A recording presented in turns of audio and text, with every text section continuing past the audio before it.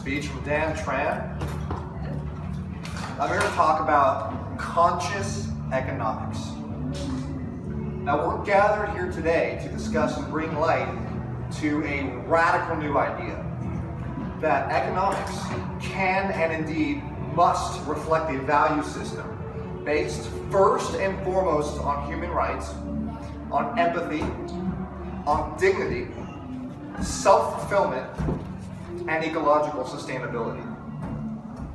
From the beginning of civilized history, humanity has produced goods and services for trade, and that is indeed one of the main pillars of civilization itself. That's allowed us to specialize our labor, to invent and disseminate more efficient modes of production, to create the material abundance that we in the first world take so much for granted today. The study of economics, then, is the backbone of civilized society, and it's at the core of the human condition. So much so that different schools of economic thought are really the main divider between right and left that manifest in countless countries across the world. It's no surprise then that the great power struggle of the Cold War was at heart the great battle between capitalism and communism.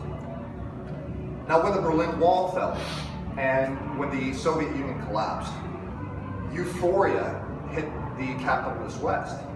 See, communism as a viable system had failed, they said, and capitalism would reign supreme. And this was actually most directly expressed in the famous book called The End of History by Francis Fukuyama, who proclaimed that the quote-unquote end of history had finally arrived. The capitalist democracy would be the final system to reign until the end of time. Now, it's 2 decades later, and I think the verdict is in. Neoliberalism has made the rich richer. The pie has gotten bigger, but the share of the pie allocated to the common person is getting smaller and smaller. Nations across the first world are hysterically plummeting into unsustainable debts. Banking systems are on the verge of collapse. Wages have stagnated, and a general sentiment of imminent revolution is brewing. Now, isn't that why we're here today? So what went wrong?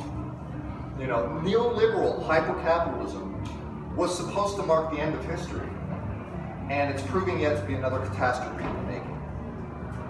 So today I'm here to talk to you about what I believe will be the next paradigm shift in economics. And if you want to get an idea of what it will look like, look at the brands around you down here today.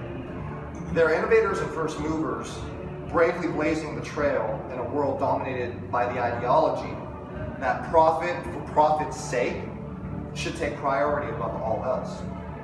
Now, if we're going to see a new order in the world where we can enjoy our luxuries created by entrepreneurship and industrialism while ensuring equal opportunity for every child, 100% ecological sustainability, and total dignity for all humans, and indeed all life on Earth, then it's time to stop looking at economics as a materialist science, as both capitalism and even classical socialism has done, and finally look at the non-material as the greatest priority. To allow entrepreneurs to solve problems, to invent and provide goods and services, but with profit a factor only, and I mean only, after human happiness, ecological respect, and human dignity are checked off the checklist. If profit can come after fair wages are paid, materials are sustainably sourced, and consumers are safe, then and only then are the conditions set for profit to be in any way considered ethical in the new conscious economy. In short, as my favorite economist, E.F. Schumacher, said, economics as if people matter.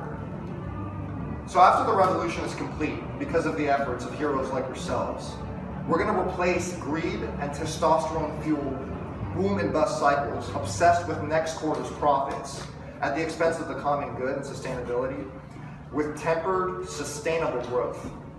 Truly focus on achieving maximum self-fulfillment for all citizens in a way that can continue indefinitely, rather than the race towards destruction that we currently face. We have to tear down the economic infrastructure that allows private banking, corporate personhood, offshore tax havens, and other frameworks that benefit the elite.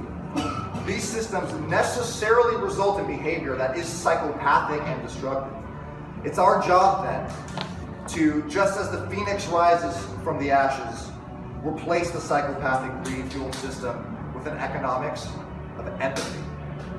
Indeed, we must create public banking, business laws that take responsibility for shareholders, or put responsibility on shareholders for their destructive behavior, and a tax system that ensures that the wealthiest benefactors of the economy pay their fair share in reinvestment into the common good. We have to look at what it means to have a successful business or economy.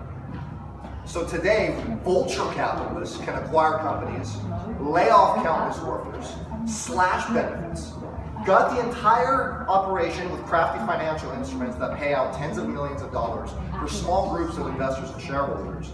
And that in our system is considered successful business practice.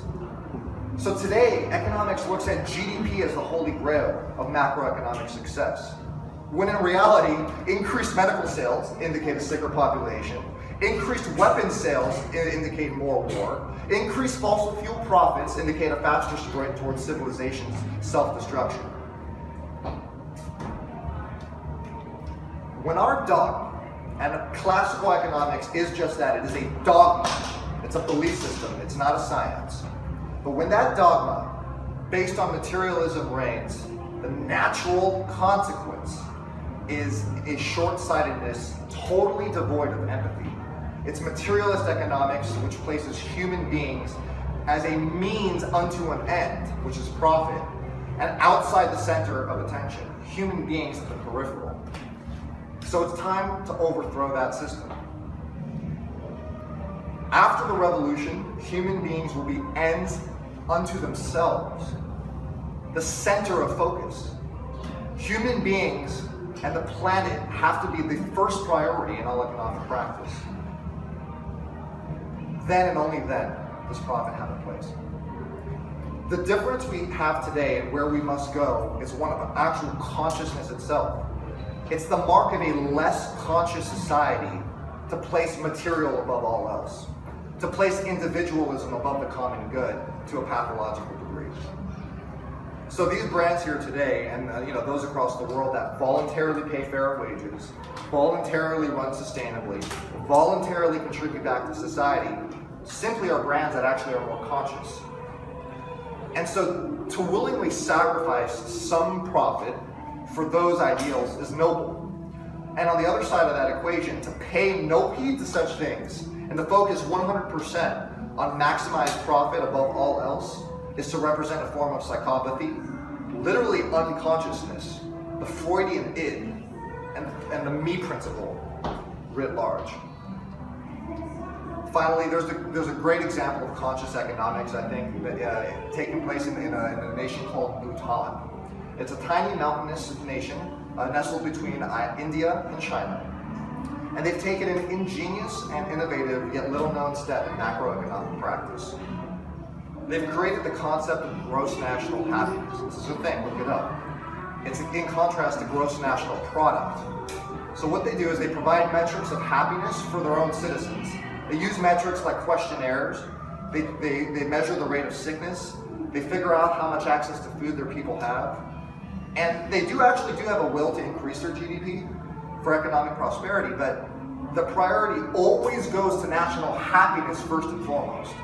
Now, it's so much so that if their national happiness is actually going down and their GDP is going up, they will purposely cut their GDP if they have to in order to invest in national happiness. Now, that is consciousness. That is economics as if people matter. So professional economists that tout economic theories, that are classical economic theories, that praise profit above people, that praise neoliberalism and material growth while downplaying the role of humanity itself and of ecology, they're not only snake oil salesmen that are pushing an agenda that's 100% political in nature that legitimizes the psychopathic power elite, it's under the false veil of science.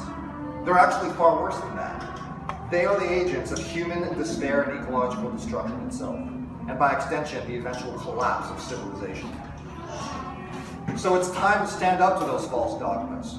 It's time to express with confidence that we don't care if their Koch brothers funded tenure at Harvard or Yale makes them sound legitimate.